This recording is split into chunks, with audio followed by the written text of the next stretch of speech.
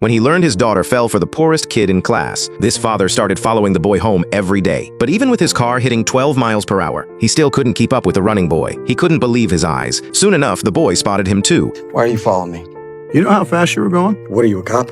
He told the boy that if his speedometer wasn't broken, the kid was running at 12 miles per hour, covering a mile in just 5 minutes. But the boy just shrugged it off and told the teacher to stop following him. Then he took off into the fields. What he didn't know was that his speed could not only change his own fate of poverty, but also turn this down on his luck teacher's life around. White had been a football coach at a big city high school, but during a team talk one day, a cocky player kept interrupting him. In a fit of rage, he hurled a shoe right at the kid's face. That outburst cost him his job once again. No school would touch him after that, so White packed up his whole family and headed to McFarland, the most backwater farming town in California. But once they got there, White started wondering what part of America he'd landed in. The only restaurant in town didn't even serve burgers, only served basic Mexican tacos. Right after they stepped outside, a bunch of lowriders came cruising by blasting music, catcalling his daughter. He rushed his family back to the car and got out of there, but with empty pockets. He had no choice but to stay for now. When the local principal looked at his file, he discovered White had cursed out students, gotten into a fistfight with a school board president, and been fired multiple times for violent outbursts against players. But since they were desperate for teachers, the principal decided to give him a shot. What are the chances of it happening again? It's not going to happen again. Pleased to hear it.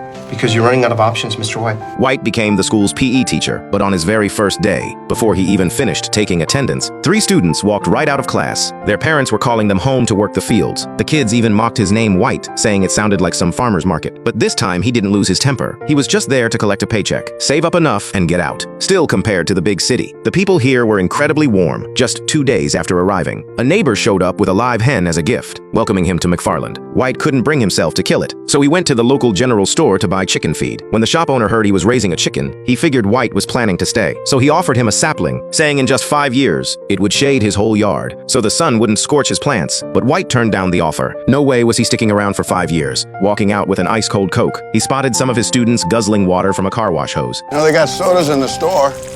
Water's free, White. White asked around and found out. These kids had been there since 5 in the morning, washing cars for tips. After that, they'd spend the rest of the day working the fields. Monday through Friday, they'd be up at 4:30, barely awake, helping their parents with the harvest, before running off to school. The kids laughed and joked along the way, but the dust swirling all around them told a much bleaker story about their future. The English teacher told White that nearly everyone here came from hardworking Mexican immigrant families, farming generation after generation. The school sat right next to a prison. Once these kids finished their basic education, it was either the fields or jail. There was no third option. Even if they got into college, their families couldn't afford tens of thousands a year in tuition. She knew White wasn't going to stay, but she still urged him to take his classes seriously. Even if all he could do was leave these kids with a few good memories from high school, that would be one of the rare sweet spots in their lives. But White's heart wasn't in it, and he couldn't change things anyway. In class, he was just going through the motions. He'd tell the kids to go run laps, then sit back and eat his breakfast. That's when he noticed these kids weren't just fast. They ran lap after lap without ever getting tired. After school, White spotted a student who ran home every day. His daughter told him the boy's name was Valles. He didn't just run far, he ran incredibly fast. That's when it hit White. These kids ate massive amounts of carbs every day, giving them endless energy. The scorching California sun had built up their heat tolerance. They were born to run. The very next day, he showed the principal a flyer for California's first cross-country state championship, pitching the idea of starting a cross-country team at the school. But the principal said that was a rich school thing. They had no money, no cross-country coach. They simply couldn't afford it. But White had looked up past race times and found that Valles could easily place in the state's top 10. Plus, the state's public education system had added funding for 6 new sports programs a few years back, and cross-country was one of them. Since funding was available, the principal had nothing left to argue and told White to go for it. So White found Johnny, the fastest kid in class, and told him to round up 7 guys for the team. And to make sure Valles was one of them, Johnny quickly recruited Victor and the 3 Diaz brothers, but Valles turned him down. Still 2 guys short. White happened to see Jose, the 3rd fastest kid in class, getting chewed out by the football coach for stealing coins from a vending machine. White stepped in to bail him out, claiming it was his own change that got stuck, and he'd asked Jose to help him get it out. He even bought the kid a drink. That was member number 6. Meanwhile, Valles got into a fight with a classmate for trash-talking his sister. With an assist from the principal, the cross-country team finally had its star runner. When Victor saw that chubby Danny was on the team too, he wasn't happy about it. He thought Danny would hold them back. But the coach said Danny was the key to the whole team, because without him, his 2 brothers would quit. When they ran past the general store during practice, the shop owner couldn't believe his eyes seeing these troublemaking kids actually running with the teacher. He joked that now he'd seen it all. Seeing White slumped against the storefront, completely gassed. The owner handed him a Coke, thanking him for what he was doing for the town. The guys trained hard. Even Danny, who fell way behind the pack, never gave up halfway. He pushed through and finished, but when they stopped for water, White noticed every single pair of their shoes was falling apart. And those were the best shoes they owned. The heat eventually faded, and October brought the Palo Alto Invitational. White dug into his own pocket to buy the team. Matching uniforms and discounted running shoes. They said the gear looked ugly, but they were already lacing them up. The rules of cross-country are simple. First place gets 1 point, second gets 2, and so on. Only a team's top 5 finishers count. Add up their scores, and the lowest total wins. When the other teams saw the McFarland kids, they started talking trash. Where the hell's McFarland? Here they can't run without a cop behind them. The boys didn't fire back. They swallowed their anger, saving it all for the course. When they couldn't outrun Valles on flat ground, 2 runners from different schools teamed up to play dirty, boxing Valles in from both sides. But one look at Valles' build and you'd know nobody was going to hold him back for long. But when they hit the hills, Valles, who'd been leading the whole time, got blown past. The entire team finished near the very back, dead last in the final standings. Danny trailed way behind as usual. But this time the coach didn't blame anyone. He took all the responsibility himself. He said it was his fault for not scouting the course beforehand. He hadn't known there was a mountain out there. He told them not to give up. Their future was so much bigger than this. But back home, White was still frustrated. Results like that weren't going to get him back to a big city job. His wife, though, didn't care how much he made. She just wanted him to spend more time with the family and reminded him not to forget their daughter's birthday cake tomorrow. Determined not to make the same mistakes, the coach kicked off grueling training sessions. Since there were no hills around, he found a crop storage facility and turned massive almond mounds into makeshift hill courses, making the team run up and down again and again. The brutal training was tough, of course, but what hurts even more is getting past right before the finish line. It's realizing after you've lost that you didn't give it everything you had. They needed to train until they loved seeing hills. The steeper, the better. When the coach called for one more lap, Valles hesitated. The coach told them to rest after finishing, but Valles didn't stop. He didn't even know what the point of all this was. How many more do you want? 10, 20, 100? Take a break. You think you're tough, White? Well, we're tougher, all right? We're not runners, we're pickers. And we're always gonna be pickers. And every day we're gonna get up and do the same thing over and over again, just like this. So you can make us do it 100 times, 1,000 times, because guess what? It's never gonna change, all right?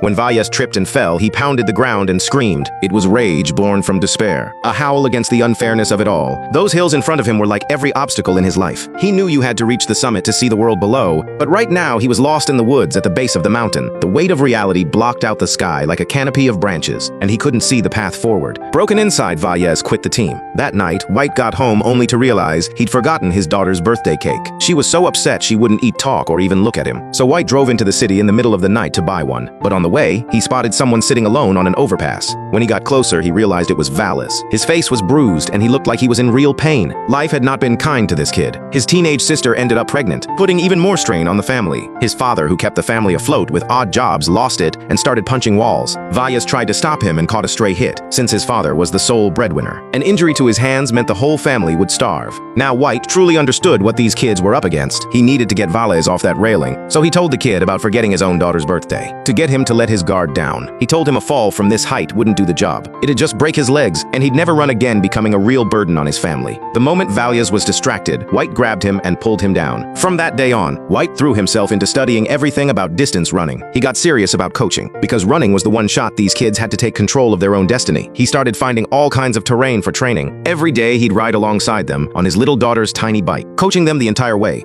Johnny, why are your arms flying around everywhere? I don't know, why you riding a Barbie bike? Cause it's pretty? Bet you got the matching dollhouse too, huh? Which one are you, White? Blanco Barbie? You're not smiling, are you, Valles? No.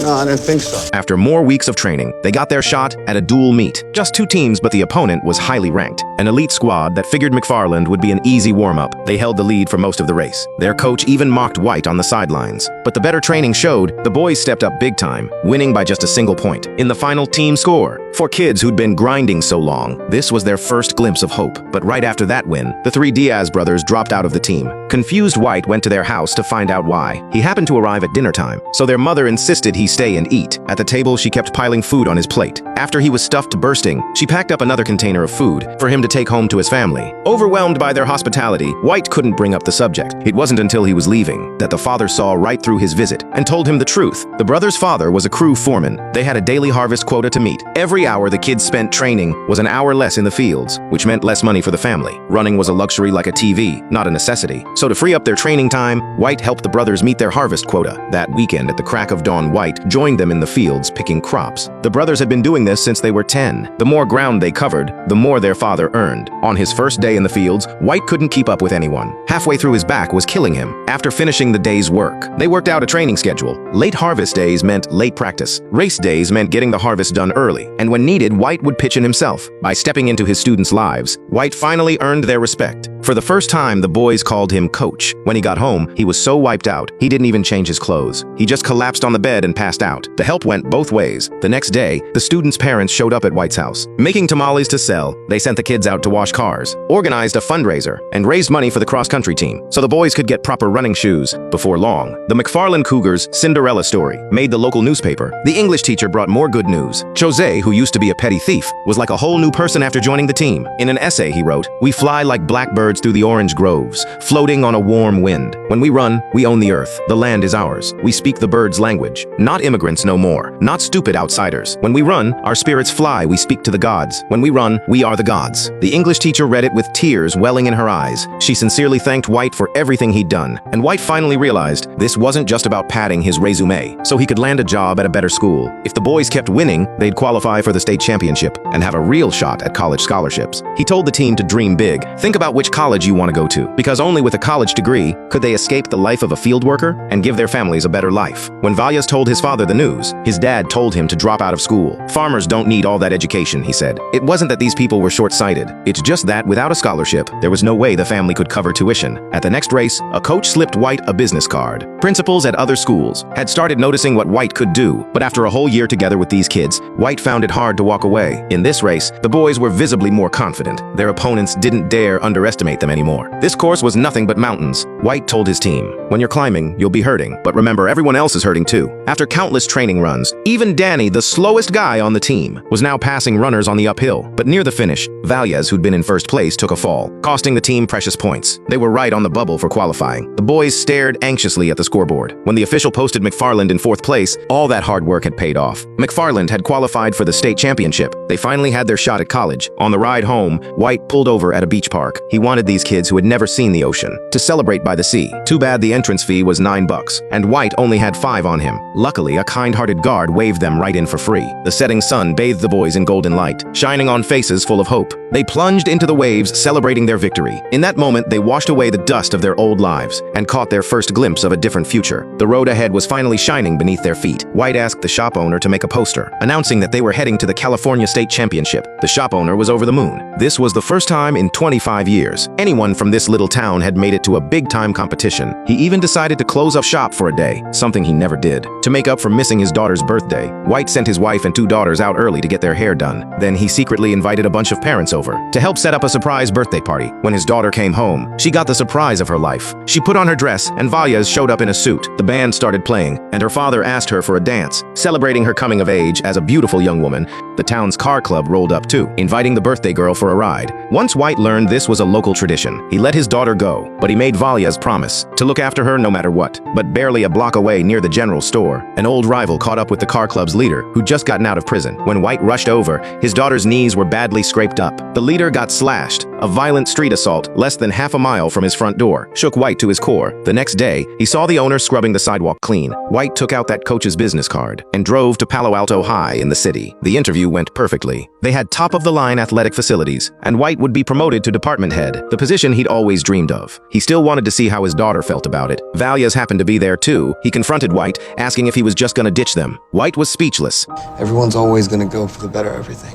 That's why no one stays in McFarland unless they have to. There ain't nothing American dream about this place. That night, White asked his wife if they should go. Moving meant a nice neighborhood, top schools for the girls, and a much bigger paycheck. But his wife had fallen in love with this place. For years, they'd been bouncing from city to city, following his career. But nowhere had ever felt like home the way McFarland did. She told him that night, when their daughter got hurt, it was because the boys jumped in to protect her and accidentally knocked her down in the process. People anywhere else would never do that. After much deliberation, White decided to stay for now. At the very least, he'd see these boys through to the state championship. On race day, the whole town came out waving American and state flags. As the national anthem played, White's mind flashed through every moment of their training together. For the first time, the wheels of fate were in their own hands. How far they'd go was entirely up to them now. White gathered the team for one final pep talk. I want you to look around. Best in the state, right? Every team that's here deserves to be, including you. But they haven't got what you got. all right? They don't get up at dawn like you and go to work in the fields, right? They don't go to school all day and then go back to those same fields. That's what you do. And then you come out with me and you run 8 miles, 10 miles, and you take on even more pain. These kids don't do what you do. They can't even imagine it. When I went out in the field that day with you Diaz kids, I'll be honest with you, it was the worst day's work I ever had to do in my life. And I said to myself, whatever kind of crappy job I end up in, it'll never be as tough as that. You guys are superhuman. What you endure just to be here, to get a shot at this, the kind of privilege that someone like me takes for granted. There's nothing you can't do with that kind of strength, with that kind of heart. The kids have the biggest hearts I've ever seen. Now go run your race. Jose, eager for a great result, sprinted out in front of everyone from the start, but going all out that early burned through his energy fast, and he started fading. Thankfully, Valia's delivered. He was the first to appear at the final stretch, winning the individual title by a razor-thin margin. As the rest of the team crossed the finish line, the coach anxiously looked for Jose. He was a full minute slower than his training pace. The championship seemed out of reach. Just when the coach was losing hope, a miracle happened. Danny out of nowhere kicked into another gear, blowing past a ton of runners, and finishing as the team's crucial 5th scorer, clawing back every point Jose had lost. They might actually pull this off. Ladies and gentlemen, we do apologize for the delay. It was a very close race, and we needed to be sure. But we can now announce that the first ever California State cross-country champion team is McFarland. The boys hoisted Danny up on their shoulders. He'd done the unthinkable. The Palo Alto coach approached White one more time, asking if he wanted to make the switch. But after witnessing the incredible transformation in these boys, White made up his mind to stay. He had found his purpose right here. Over the next 14 years, McFarland High's cross-country team won 9 state championships. Jim White remained their coach, retiring in 2003 and settling down in McFarland for good. All 7 runners from the 1987 team went to college and built solid careers. Even in their middle age, they come back every year to join practice, inspiring the next generation to change their fate. A championship trophy can't save a dying town, but 7 boys running across those dusty fields showed people who'd spent their whole lives on their knees what it felt like to stand tall. Turns out when the soul stands up, it looks a lot like running.